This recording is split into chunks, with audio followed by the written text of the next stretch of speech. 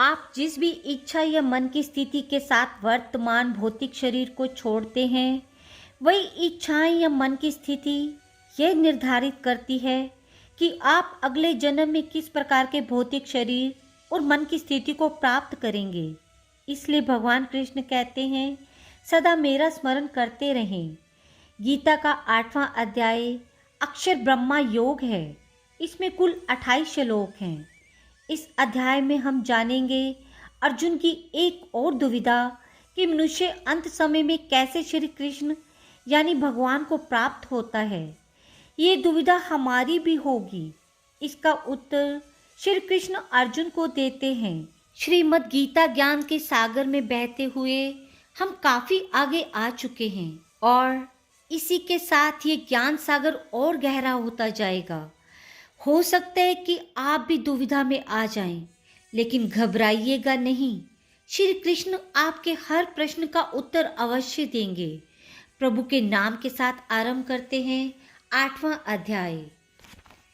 अर्जुन ने कहा, हे पुरुषोत्तम, ब्रह्मा क्या है? अध्यात्म किसको कहते हैं? अधिभूत क्या है और अधिदेव क्या कहाता है? हे मधुसूदन, अधियज्ञ क्या है और इस देह में अधिदेह कौन सा है? मरने के विषय में स्थिर चित्त वाले लोग तुमको कैसे जान जाते हैं? श्री कृष्ण भगवान बोले, जो अक्षर अविनाशी और परम श्रेष्ठ है वही ब्रह्मा है।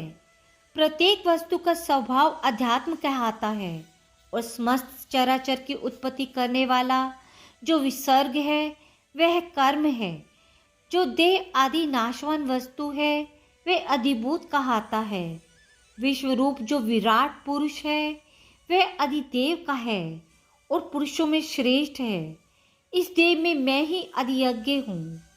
अंत काल में जो मेरा ध्यान करता हुआ शरीर त्याग करता है वह निस्संदेह मेरे स्वरूप को पाता है। हे कुंती पुत्र, अंत समय मनुष्य जिस वस्तु का स्मरण करता हुआ शरीर त्यागता है वह उसी को पाता है। इस कारण तुम सदैव मुझ में ही मन लगा और बुद्धि का लगातार मेरा ही स्मरण करते हुए संग्राम करो। तुम निस्संदेह मुझ में आ मिलोगे। हे पार्थ, अभ्यास रूप योग से युक्त है। दूसरी ओर ना जाने वाले मन से सदा चिंतन करता हुआ पुरुष परम और दिव्य पद को ही प्राप्त होता है। अतएव जो अंत समय में मन को एकाग्र कर भक्ति पूर्वक योगाभ्यास के बल से दोनों बाहों के मध्य भाग में प्राण को चढ़ाकर सर्वज्ञ अनादि संपूर्ण जगत के नियंता, सूक्ष्म से भी सूक्ष्मतर, सबके पोषक, अचिंत्य स्वरूप, सूर्य के समान प्रकाशवान, तमोगुण से रहित परम पुरुष का ध्यान करता है वे उसको मिलता है। वेद के जानने वाले जिनको अक्षर कहते हैं, बीतराग होकर सन्यासी जिसमें प्रवेश करते हैं तथा जिसको चाहने वाले ब्रह्मचार्य का आचरण करते हैं, उस परम पद का तुमसे संक्षेप में कहता हूँ। जो सब इंद्रियों द्वारों को रोककर मन को हृदय में धारण कर प्राण को स्मस्त में ले जाकर समाधि योग में स्थित ओम इस अक्षर का उच्चारण करते हुए देह को त्यागता है, उसे मोक्ष रूप उत्तम गति प्राप्त होता है। हे पार्थ, जो मुझ में ही मन लगाकर नित्य प्रत मेरा स्मरण करते हैं, उन सदैव स्मरण करने वाले योगियों को मैं बहुत सुलभ रीति से प्राप्त होता हूँ। मुझको प्राप्त होने पर परम सिद्धि को प्राप्त करने वाले महात्मागण फिर ये जन्म धारण नहीं करते, जो नाशवान और दुख का घर है। हे अर्जुन, ब्रह्मलोक पर्यंत जितने लोक हैं वहाँ से लौटना पड़ता है, परंतु मुझ में मिलने से फिर जन्म नहीं होता। 1000 महायुगों का एक दिन होता है और उस 1000 महायुगों की एक रात्रि ब्रह्मा की होती है। इन बातों को जानते हैं वे सब ज्ञाता हैं। ब्रह्मा का एक दिन होने पर अव्यक्त से सब व्यक्तियों का उदय होता है और रात को उसमें लय हो जाता है। समस्त चराचर वस्तुओं का ये समुदाय बार बार उत्पन्न होकर रात्रि के आवागमन में लीन हो जाता है। इस अव्यक्त से परे दूसरे सनातन अव्यक्त हैं। जो इन सब के नष्ट होने पर भी कभी नष्ट नहीं होता, उस अव्यक्त को ही अक्षर कहते हैं। वह वही परम गत है जिसको प्राप्त करके फिर संसार में नहीं जन्मते। वही मेरा परम धाम है। हे पार्थ, जिसके अंतर्गत सब प्राणी हैं और जिसने इस समस्त जगत का विस्तार कर रखा है, वे श्रेष्ठ पुरुष अनन्य भक्ति से ही मिलता है। हे भारत, जिस काल में योगी जन देह छोड़कर फिर नहीं लौटते और जिस काल में लौट आते हैं, अब वह काल बतलाता हूँ। जिस काल में अग्नि प्रकाश और दिन शुक्ल पक्ष हो, ऐसे उत्तरायण के 6 महीने में मृत्यु को प्राप्त हुए ब्रह्माविद ब्रह्मा को प्राप्त होते हैं। धूम्र रात्रि कृष्ण पक्ष दक्षायन के 6 महीने इनके मध्य गमन करने वाले चंद्रमा की ज्योति को पहुँचते हैं और लौट आते हैं। संसार को नित्य चलाने वाली शुक्ल और कृष्ण नाम की 2 गतियां हैं। एक से आने पर लौटना पड़ता है और दूसरी से फिर लौटना नहीं होता। हे पार्थ, योगी इन दोनों गतियों का तत्व जानते हैं, इसी से मोह में नहीं पड़ते। अतः हे अर्जुन, तुम सदा योग युक्त हो। वेद यज्ञ तप व दान में जो पुण्य फल बताए गए हैं, योगी को उन सब से अधिक ऐश्वर्य प्राप्त है। अतः वह सर्वोत्तम आदि स्थान पाता है। 8वें अध्याय की समाप्ति। अक्षर और ब्रह्मा दोनों शब्द भगवान के सगुण और निर्गुण दोनों ही स्वरूपों के वाचक हैं तथा भगवान का नाम ओम है। उसे भी अक्षर और ब्रह्मा कहते हैं। इस अध्याय में भगवान के सगुण निर्गुण रूप का और ओंकार का वर्णन है, इसलिए इस अध्याय का नाम अक्षर ब्रह्मा योग रखा गया है। 8वें अध्याय का महात्म्य। श्री नारायण जी बोले, हे लक्ष्मी, दक्षिण में नर्मदा नदी के तट पर एक नगर है। उसमें सुशर्मा नामक एक बड़ा धनवान विप्र रहता था।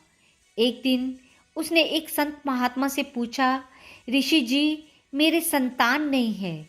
तब ऋषीश्वर ने कहा, अश्वमेध यज्ञ कर, बकरा देवी को चढ़ा, तुमको पुत्र देगी। तब ब्राह्मण ने यज्ञ करने को बकरा मोल लिया, उसको स्नान कर मेवा खिलाया।